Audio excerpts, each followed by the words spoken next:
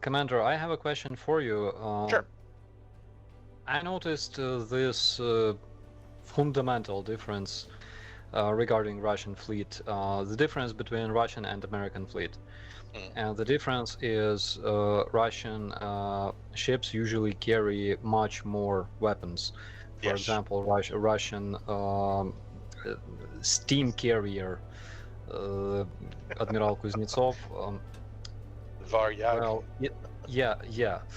It's not even considered an aircraft carrier. Basically, it's considered, according to Russian terminology, it's considered aircraft carrying cruiser because it has. Do you know the reason behind that?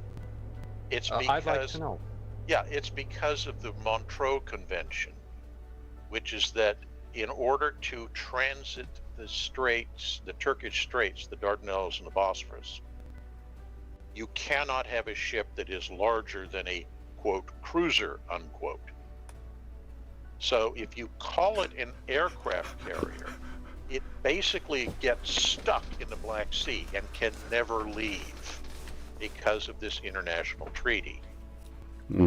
So what you do is you redesignate it with an imaginary, it's an aircraft carrying cruiser title, and now it can legally exit the Black Sea. That's the philosophy behind that. But yeah, Starsky's exactly right. If you look at a Russian ship, they're very, very heavily armed with offensive equipment, much less so defensive equipment.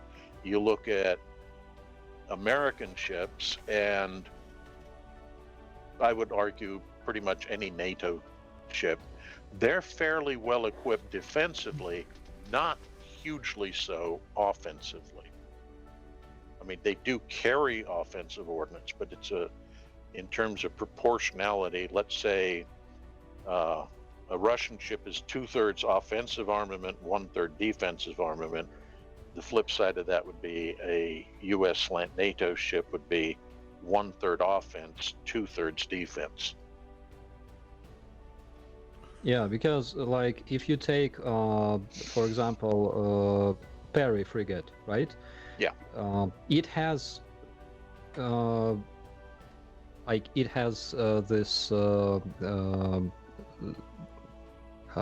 machine gun, automatic. Yeah, it has basically 3 systems on it.